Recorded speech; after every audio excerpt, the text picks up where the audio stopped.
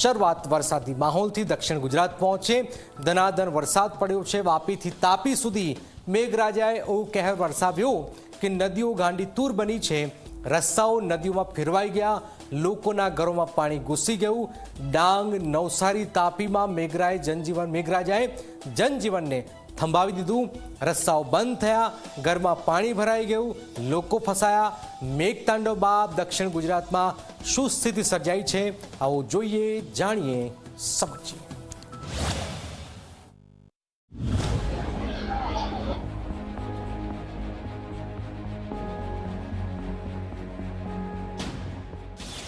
માર્ગો થયા જળમગ્ન, નદીઓ બે કાંઠે વહી, રસ્તાઓ કરવા પડ્યા બંધ। પાણી ભરાઈ જતા જ વધી હાલાકી।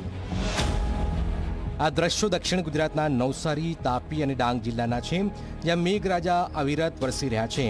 નવસારીમાં વરસાદનું રેડ એલર્ટ અપાયું છે। શાળા અને કોલેજો બંધ રાખવામાં આવી છે। સતત વરસાદના કારણે જિલ્લામાંથી પસાર થતી નદીઓ બે કાંઠે વહી રહી છે। શાંતાદેવી અને જલાલપુર વિસ્તારમાં પાણી ભરાયા છે।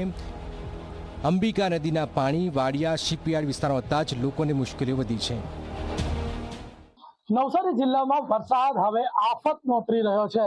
સતત વરસી રહેલો વરસાદ સાથે જે ઉપરવાસના જિલ્લામાં વરસાદ પડી રહ્યો છે, તેના કારણે અંબિકા અને કાવેરી નદી જે છે એ જળસ્તર વધ્યા છે અને અંબિકા હાલ 22 ફૂટ ઉપર વહી રહી છે। તેના કારણે જે નજીકના કિનારાના જે વાડિયા શિપયાર્ડ, ધોબીવાડ, બંદર રોડ, આ તમામ જે વિસ્તારો છે, નીચાણવાળા વિસ્તારો છે, એમાં પાણી ભરાયા છે। કાવેરી અને અંબિકાના જળસ્તરમાં વધારો થતાં જ બિલીમોરા શહેર બંને બાજુથી ઘેરાઈ ગયું। એનડીઆરએફની ટીમો બિલીમોરામાં સ્થળાંતર માટેની કામગીરીમાં લાગી ગઈ છે। સાથે જ ફૂડ પેકેટ બનાવવાની કામગીરી પણ ચાલુ કરી દેવાઈ છે। આજે સવારથી એસડીઆરએફની ટીમ આવી ચૂકી છે। બિલીમોરા નગરપાલિકા ફાયર શાખાની ટીમ સવારથી લાગી છે। દેસરા વિસ્તારમાં ઘણું પાણી હોવાના કારણે, ઘણા ઘરોમાં પણ પાણી હોવાના કારણે 26 થી 27 લોકોને આપણે સ્થળાંતર કર્યા છે। એમની જમવાની વ્યવસ્થા કરી છે। એમની સાથે મેડિકલની ટીમ પણ ત્યાં હાજર છે। જે કોઈ તબિયત બગડે કેવું હોય તો આપણી મેડિકલ ટીમ ત્યાં ઉપસ્થિત છે। આ તરફ તાપી જિલ્લામાં પણ ગઈકાલ રાતથી જ વરસાદ સતત ચાલુ છે, જેના કારણે નીચાણવાળા વિસ્તારમાં પાણી ભરાયા છે।